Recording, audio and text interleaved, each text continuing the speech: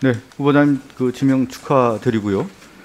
제가 그 언론 인터뷰에서 박범계 장관, 법무부 장관 그 지명에 대해서 원내 대변인으로서 인터뷰한 적이 있었습니다. 그래서 제가 이런 대답을 했습니다. 이 법무행정 또 검찰 개혁과 관련해서 추미애 장관이 선발 투수로서 돌직구형으로 일을 처리했다고 하면은 박범계 장관 후보자는 마무리 투수로서 여러 볼 배합을 해서 마무리를 잘 할 것이다.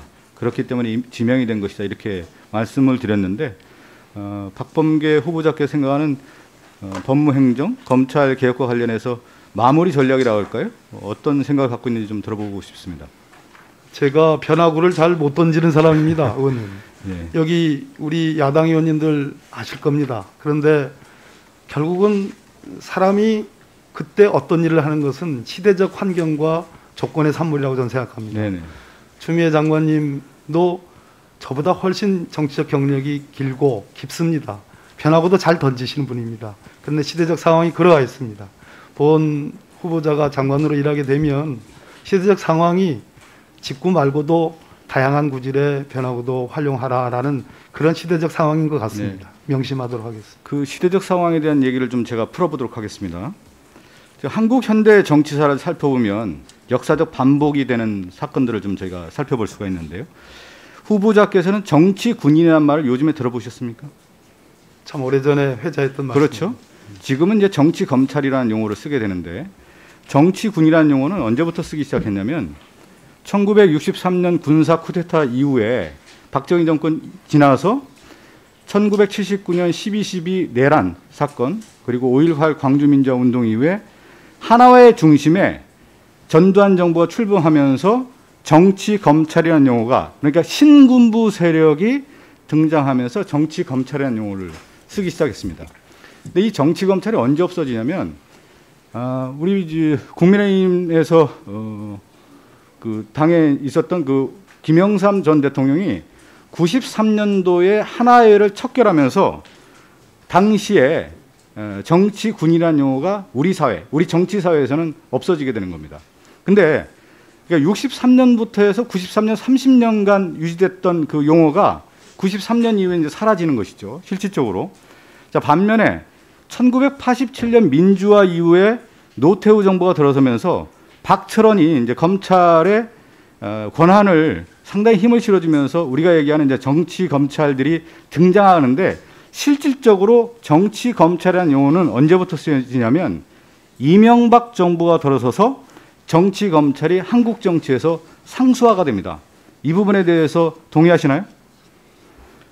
모든 검찰 구성원들이 다 정치 검찰이라고 생각하지 않고요. 일부 검찰이죠. 일부 검찰이었겠습니다. 예. 자, 이 정치 군인과 정치 검찰의 특징은 뭐냐면 정치 개입을 해서 정권 창출까지 하는 힘을 가졌던 사람들을 말하는 겁니다. 이 정치 검찰이 어떻게 등장하게 되냐면 2007년 한나라당 대선 경선을 한번 살펴보면 이명박 후보가 BBK 주가 조작 사건으로 정치적 이슈가 되죠. 알고 계시죠? 근데 BBK 사건에서 고소고발이 이어졌는데 당시 2000년 이명박 후보는 공개 강연에서 BBK가 자신이 설립한 회사라고 강연을 합니다.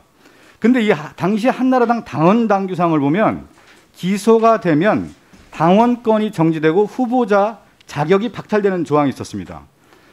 당시 검찰은 명백한 증거와 사실을 부인하고 불기소 처분을 하죠. 이 사실 알고 계십니까?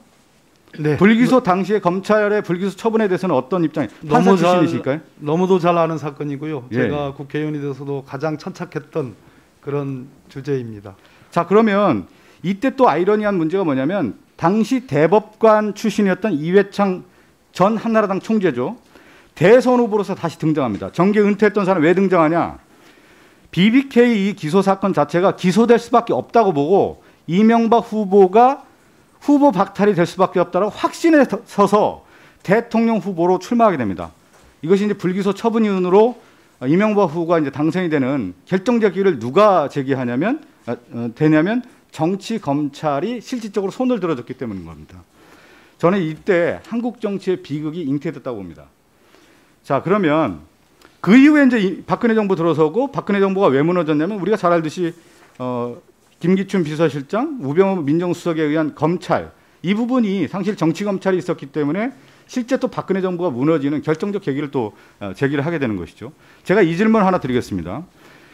역사적 맥락에서 정치 검찰의 출현에 대한 것들을 제가 설명을 드렸는데 과거 김영삼 대통령은 이 보수당의 이제 원류시죠.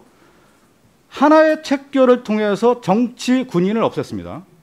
이것은 뭐냐면 대통령은 군 통수권자였기 때문에 정치 검찰을 없앨 수 있었던 거고 강력한 개혁 드라이브를 통해서 이를 이뤘었던 것이죠. 저는 박범계 후보자의 역사적 소명은 한국의 정치 검찰을 없애라는 소명이 나왔다. 이 출발에서 저는 마무리 전략이 여기에 있다. 이렇게 저는 생각을 하고 있고 박범계 후보자가 그렇기 때문에 지명이 됐다고 저는 개인적으로 생각합니다. 어떻게 생각하시나요? 정치 군인이 없어야 마땅하듯이 정치 검찰의 역사가 있었던 것이 사실이고 지금도 국민 일각에서는 정치와 관련된 검찰 그런 행태가 있었다는 그런 의구심을 지우지 않고 있습니다. 의원님의 우리 박성준 의원님의 지적에 대해서 상당 부분 공감하면서 그러나 대다수 검사들은 그렇지 않다고 생각하고요. 제가 모두 발언에서 말씀드렸듯이 검사들이 문제가 아니라 검사들이 하는 일, 업무의 성격을 근본적으로 인권보호와 적법 절차, 사법 통제에 맞춰가면 저는 그 부분은 자연스럽게 해소될 거라고 생각합니다. 그러니까 제가 전체를 얘기하는 게 일부 정치군인, 정치검찰을 얘기하는 건데 정치 개입을 하고 정권 창출까지 하는 사람을 정치군인과 정치검찰이라고 얘기하는 겁니다. 김영삼 전 대통령은 어떤 얘기를 했냐면 정치군인을 청산을 하면서 문민 통제를 강화했듯이 지금의 시대의 과제는 정치 검찰을 없애면서 민주적 통제를 하는 장관이 나와야 된다라고 하는 것이 저는 시대적 물결이라고 봅니다. 이 부분에 대한 간단한 언급. 예, 맞습니다. 박성준 의원님. 민주적 통제 맞고요. 저는 민주적 통제라는 표현보다는 이곳 법사위장에서 제가 규범적 통제라는 표현을 많이 썼습니다. 법무부 장관으로 임명되면 박성준 의원님 지적처럼 우리 지금 법무부가 약 45% 정도의 탈검찰화가 되어 있습니다. 이것을 더욱 가속화할 뿐더러 법무부의 소위 규범적 통제의 기준들이 일선청에 우리 검사들에게 업무의 성격 변화와 함께 자리 잡을 수 있도록 최선의 노력을 다하겠습니다. 네, 수고하셨습니다. 다음은 존경하는 박주민 의원님 질의해 주시기 바랍니다.